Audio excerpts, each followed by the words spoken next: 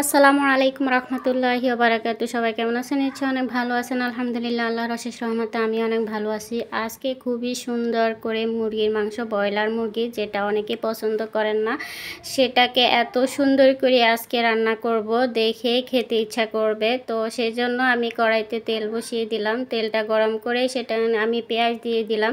পেঁয়াজ কুচিটা একটু বেশি করে দিয়েছি।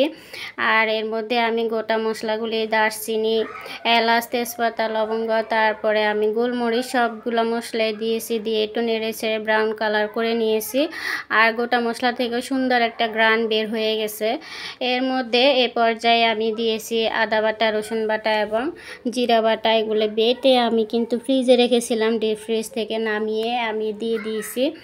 তো একটু নেড়ে ছেড়ে এর মধ্যে আমি পরবর্তী মশলাগুলি অ্যাড করব। এখানে আমি হলুদের গুঁড়া আর মরিচের গুঁড়োটা এই পর্যায়ে দিয়ে দিতেছি।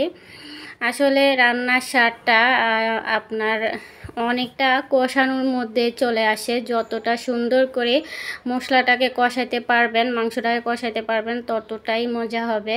এমনকি সবাই খাবে। যে কখনোই ব্রয়লার মুরগি খেতে চাইবে না, এভাবে রান্না করলে সেও কিন্তু খাবে।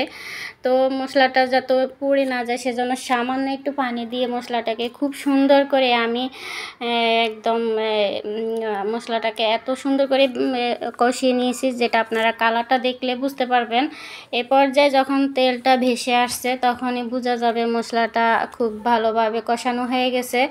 তো এ পর্যায়ে আমি মাংসটা দিয়ে দিয়েছি। এগুলো আমি ধুয়ে পরিষ্কার করে আগে থেকে রেখে দিলাম সাইডে। তো এখন দিয়ে দিলাম। আর এর মধ্যে আমি 4টা মুরগির পা দিয়েছি। 4টা পা দিয়েছি। আমরা সদস্য সংখ্যা 4 জন, 4 জনই মুরগির পা পছন্দ করি, সেজন্য 4টা দিয়ে দিলাম।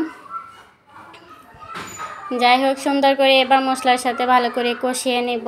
আর যে কথা বলতে চেয়েছিলাম, আসলে যখন আমি ফেসবুক পেজ খুলি নাই, এই পর্যায়ে কিন্তু আমি পেঁয়াজ কুচি দিয়েছি, কাঁচা পেঁয়াজ।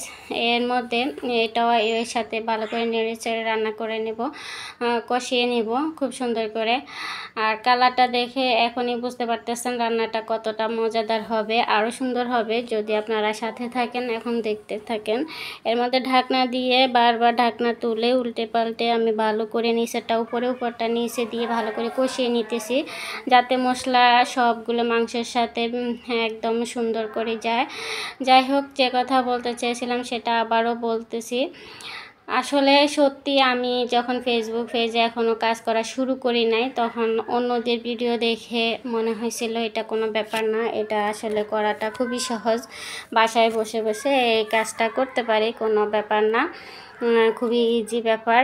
কিন্তু যখন নিজে করতে আসলাম, বাস্তবে দেখা শুরু করলাম, করা শুরু করলাম, তখন এসে দেখতেছি এই কাজেও অনেক কষ্ট আছে, শ্রম দিতে হয় অবশ্যই। আর টাইম মেনটেন করে ভিডিও আপলোড করতে হয়। একটু টাইম যদি এদিক ওদিক হয়ে যায় তাহলে কিন্তু আপনার আমার ভিডিও কেউ দেখবেও না। যাই হোক, এর মধ্যে আমি পরিমাণ মতো পানি দিয়ে ভালো করে কিছুক্ষণ রান্না করে নিয়ে এরকম ভুনা ভুনা করে নিয়েছি। এরপর যে এখন সাদা পোলাওর সাথে আমি খেয়ে নেব। তো আপনাদের সাথে সামান্য একটু শেয়ার করতেছি। যদি ভালো লাগে অবশ্যই চ্যানেলটিকে সাবস্ক্রাইব করবেন, পেজটাকে ফলো দিবেন। ধন্যবাদ সবাইকে।